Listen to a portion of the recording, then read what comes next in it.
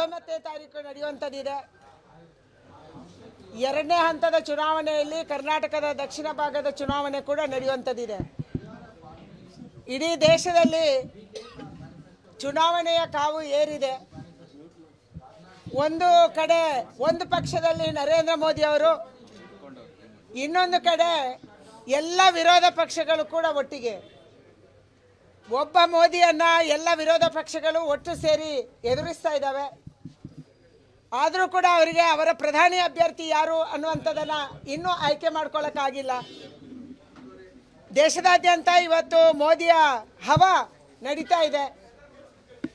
ಮೋದಿಯವರು ಬಹಳ ಸ್ಪಷ್ಟವಾಗಿ ಹೇಳಿದ್ದಾರೆ, ನಿನ್ನೆ ನಮ್ಮ ಸಂಕಲ್ಪ ಪತ್ರದಲ್ಲಿ ಕೂಡ ಹೇಳಿದ್ದಾರೆ, ಬರುವಂಥ 5 ವರ್ಷದಲ್ಲಿ ನನಗೆ ಕೇವಲ 4 ಜಾತಿಗಳು, ಜಾತಿ ಧರ್ಮ ಅಂತ ಒಡೆದಾಡೋದನ್ನು ಬಿಟ್ಟು ಈ ದೇಶದ ಮಹಿಳೆಯರ ಸಲುವಾಗಿ, ಈ ದೇಶದ ರೈತರ ಸಲುವಾಗಿ, ಈ ದೇಶದ ಯುವಕರ ಸಲುವಾಗಿ, ಈ ದೇಶದ ಬಡವರ ಸಲುವಾಗಿ ನಾವು ಕೆಲಸವನ್ನು ಮಾಡಬೇಕು.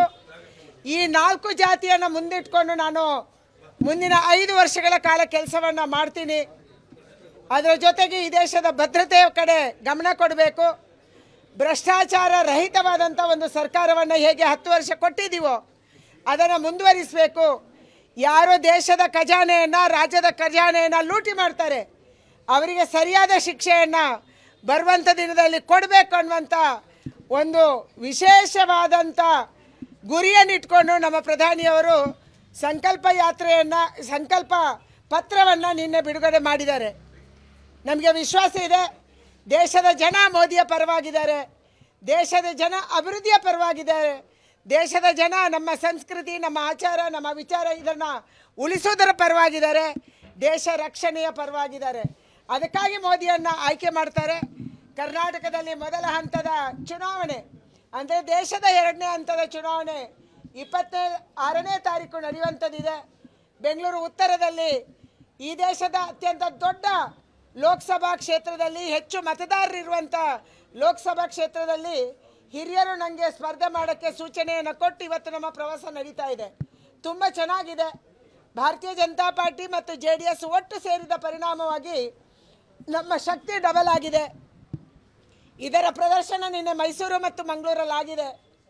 ದೇವೇಗೌಡರು ದೇಶದ ಪ್ರಧಾನಿ, ದೇಶದಲ್ಲಿ ಒಳ್ಳೆ ಕೆಲಸ ಮಾಡ್ತಾರೆ, ಅಭಿವೃದ್ಧಿ ಕೆಲಸ ಮಾಡ್ತಾರೆ, ಮುಂದಿನ ಭವಿಷ್ಯದ ಜನಾಂಗಕ್ಕೆ ಒಂದು ದಾರಿ ಆಗ್ತಾರೆ ಅನ್ನುವಂಥ ಕಾರಣಕ್ಕಾಗಿ ನಮ್ಮ ಜೊತೆ ಬಂದಿದ್ದಾರೆ. ನಮ್ಮಿಬ್ಬರ ಶಕ್ತಿ ಸೇರಿ NDAದಲ್ಲಿ ದೇವೇಗೌಡರು ಜಾಯಿನ್ ಆದ ಮೇಲೆ ನಮ್ಮ ಶಕ್ತಿ ಡಬಲ್ ಆಗಿದೆ. ನನ್ನ ಕ್ಷೇತ್ರದಲ್ಲಿ ಕೂಡ ನಮ್ಮ ಶಕ್ತಿ ಡಬಲ್ ಆಗಿದೆ. ಯಶವಂತಪುರದಲ್ಲಿ ಜವರೇಗೌಡರು 1,56,000 ಮತ ತಗೊಂಡಿದ್ದರು. ದಾಸರಹಳ್ಳಿಯಲ್ಲಿ ಅವರ ಶಕ್ತಿ ಇದೆ, ಮಹಾಲಕ್ಷ್ಮಿ ಲೇಔಟಲ್ಲಿ ಅವರ ಶಕ್ತಿ ಇದೆ.